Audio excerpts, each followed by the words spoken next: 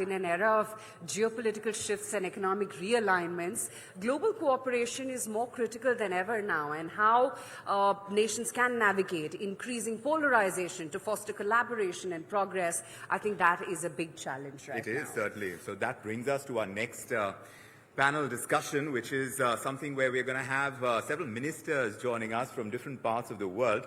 They're sharing their perspectives this evening on a very pressing topic. And this is what we're discussing this evening. To be able to understand the perspective from Myanmar, Dr. Kan Zaw is joining us, Minister of Investment and Foreign Economic Relations for the Republic of the Union of Myanmar. Also joining us on stage in a moment is Olta Manjani, Deputy Minister of Economy, Culture and Innovation for Albania, and Sunil Handunneththi, the Minister of Industry and Entrepreneurship Development of Sri Lanka, is here with us as well. So this is going to be a very interesting discussion where we understand global cooperation in its entirety. Oh yeah, absolutely. And moderating this discussion is going to be Shreya Dhoundial, Executive Editor, Mirror Now. Shreya, all yours. So good to see you, Shreya. Thank you everyone for being here. Thank you very much for your time. And thanks all of you ladies and gentlemen for being here as well. We are meeting in what are difficult and rather unpredictable times.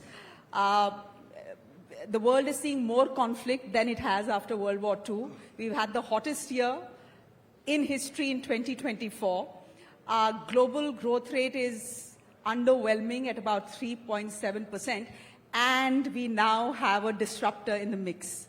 So since Donald Trump is the elephant in the room and the flavor of the season and someone who's dominating headlines, can I just start by asking you what someone like him, what a bully like him means for global cooperation? If you'd want to start, Sunil. Thank you very much. It's a big question. Huh? It's a big question. It's a big Question. fracture. Yeah, question. Because of you asked it about the Donald Trump. What's his experience? What's his practicing in the world? Huh? You know, now we are living in a world like we are living in a dispute world, politically divided world. You know, all the countries are fighting each other against environment.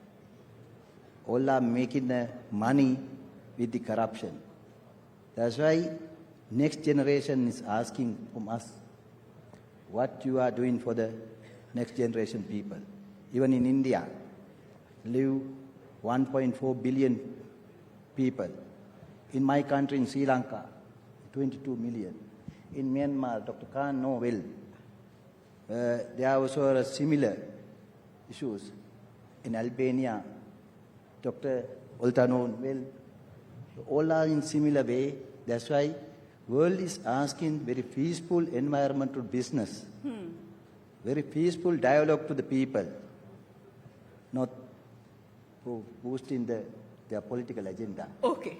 That's why we are urged to as a nation in third world country, Trump, China, our neighboring relation leader, Prime Minister Modi, all head of the leaders of the world need peaceful attempt to overcome these difficulties.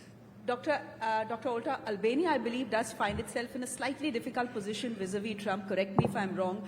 And I promise we'll just keep the Trump question to the first question, and after that we'll go back to our topic. But I do believe that there is some pressure on Albania to get 1 lakh Palestinians into the country and keep them there. How do you deal with that? You know, when you talk about global cooperation, that's hardly cooperation. That is a bully telling you do this. Otherwise, here you go, tariffs for you too. Well, thank you for the questions. First, I would like to state that Albania is one of the biggest political, economic allies of the United States. But it is probably the worst of times, but also the best of times to talk about global cooperation, starting from the wars, trade wars, geopolitical rivalries, economic fragmentation, going on with the climate change, challenges, technological developments, but also disruptions. The world is more connected than ever, but I would say also more divided than ever. And globalization in a polarized world, particularly in the context of figures like Donald Trump, has been really marked by raising nationalism, protectionist policies, and a lot of skepticism toward international institutions. And this coupled also with the withdrawal of the US from international agreements and mainly a focus on the domestic priorities has really challenged the framework of globalization. And I already mentioned that under the Trump administration there has been a lot of discussions in terms of the protectionist policies that he's following, nationalism, populism, some US-EU tensions, I would say, where Trump's strained relations with the European allies created a little bit of uncertainty for EU members, but also for EU candidate members. And here comes Albania into the equation because we are a candidate member country and most probably we are going to join the European Union in 2029. So this is important for us that we actually align with the policies of the European Union when it comes to our political stance and our political allies. So we remain committed to the European integration, of course. We remain committed to regional cooperation within the Western Balkans, which is where we are actually located in terms of the geography. Of course, we remain aligned with Western foreign policy. We have aligned ourselves with the US, as I mentioned, with NATO. We are a NATO member country, and we support sanctions on Russia as well. We participate in NATO missions, and we contribute to international security officers. So in response to your question, I would say that we are indeed both an ally of the European Union and the US, and of course we're going to continue to keep this stance and be aligned with both of their policies. Sir, can I bring you into the conversation as well? You know, when you'd want a mic. You know, we live in a multipolar world, right? That is what we like to believe. With someone like a Trump coming in, do you think that is set to change? And does a unipolar world actually pose a danger to our way of life as we know it right now? Thank you, ma'am. I have a privilege to talk about this global polarization and also the unipolar and multipolar issues. I don't think the unipolar will emerge again because it has been the unipolar in the 90s and up until the early of 2000 until 2010. But now it is the time of the multipolar world. So that's why I don't think this new political landscape change as the US. I don't think this could happen again because of the counterpolars or especially the multipolars are emerging. Not only the US and the China are two emerging, the two bipolar situation, but there are a lot of the multipolars, especially like India and the other BRICS countries also. They are emerging very strongly, so that I welcome the multipolar world. And as Myanmar is in the very strategic location between the South Asia and Southeast Asia. So Myanmar is taking as a bridge between the South Asia and Southeast Asia.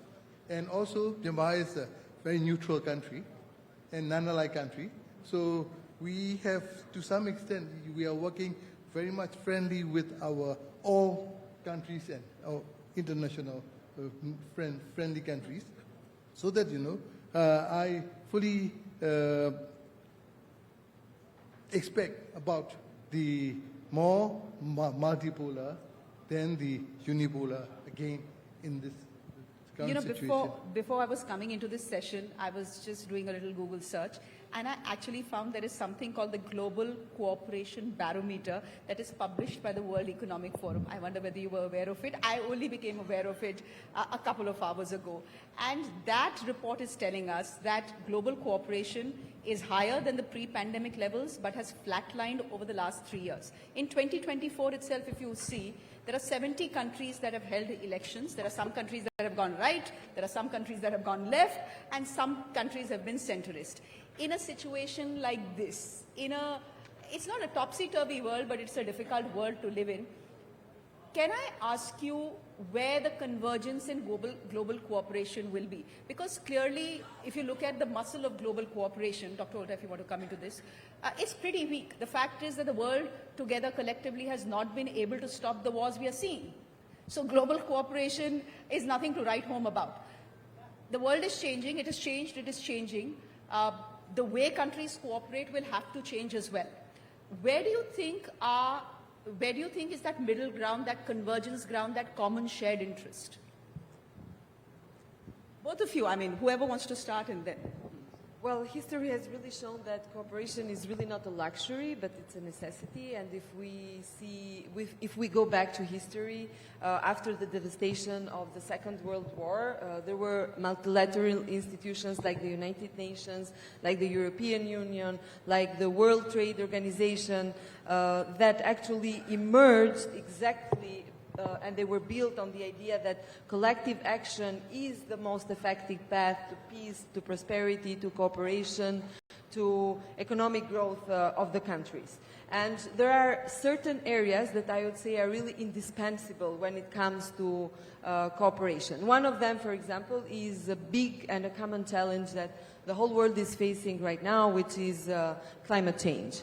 And of course, no single country can combat climate change on its own. We definitely need collaboration. And while we were talking previously, when we were trying to have a warm-up discussion for this panel, I already shared with you the fact that Albania, the country where I come from, is one of the countries that actually produces almost 100% of its energy through clean resources, through hydropower. So even though we are a country that we really do not contribute in the climate change because, you know, it's, and we're trying to diversify actually the energy production through other clean sources like solar or wind power. We still, once we join the European Union, we will have to be part of the countries who contribute towards the climate change. So the question is it fair, you know, being a country that doesn't produce any pollution, having also to bear the burden of other countries who actually are big polluters. But I guess to answer your question, this is the challenge. So if you want to be part of a larger union, if you want to have access to a single market like the single European market, you of course have the benefits of being part of these larger conglomerates and larger unions, but also you have to pay a certain price for it. And this is the price of, you know, becoming more globalized and becoming more a country that collaborates and cooperates with other countries. Another critical area, in my opinion, is also economic cooperation. And protectionism and trade wars that actually threaten the stability yet history tells us that, you know, it is exactly economic cooperation that fosters resilience. So sometimes you have to pay the price for something in order to benefit from something else. And that's why Albania is towards its path to EU integration, exactly because we want to be part of a bigger union, we want to promote our tourism, we want to be more open. We have embarked on several reforms in terms of becoming a digitalized government, exactly to facilitate the communication and the cooperation with other countries, because I think that in this context is more beneficial compared to the costs that we have to pay to be part of this larger union. Sunil, cooperation for Sri Lanka also, you were telling me, means having access to markets, which Sri Lanka doesn't have right now. What comes in the way? Is it corruption? Is it, you know, is it a PR exercise gone on? What comes in the way? As well known that about the Sri Lankan political history and the climate in the past history. There was a struggle, people struggled. After that, as you mentioned very clearly, there was a peaceful elections also. Same time the struggle of the people and the same time with the peaceful mandate of the peoples.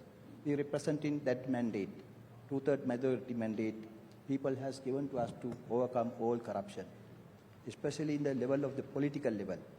Now as a nation, we are committed to corruption-free country. That's the thing. That's why people give that mandate. I can say assurance to the all investors here, business community, leaders of the other countries.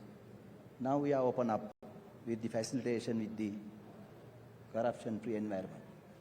Post-pandemic experiences, as you well, Priya said, no nation can have survive with the individually.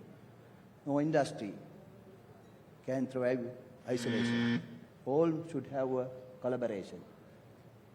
Each other countries need to collaboration at the exchange the exercise practices, innovations, everything with each other. But in our country, in 2 decades, there was a big issues, 3 pillars we have identified. One thing is no access, freedom for economy without corruption. Other thing is tax barriers. Liberalization of the tax barriers also we have started now. Other thing is delay of the approval system. In even India, Pakistan, Bangladesh, in Sri Lanka. In some entrepreneurs trying to start a business there, they will take at least 1.5 years for approval system.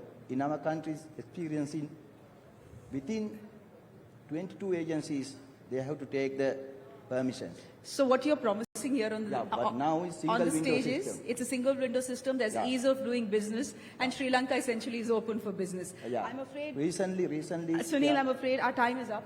Yeah. Our time is up, so we'll have to wrap this here. But thank you all very much for this session. It's been lovely knowing you and having this chat. Thank you so much. Thank you. Thank you, panelists. I mean, we're talking about globalization in its current context, Aisha. But this kind of discussion is about more global cooperation, and there are certain impediments that are still kind of stopping us from cooperating. And when we talk about climate change, there's so much that the world needs to cooperate on, and yet there are hurdles. Oh, yeah, absolutely. And what great insight that we got from all of our marvelous speakers today.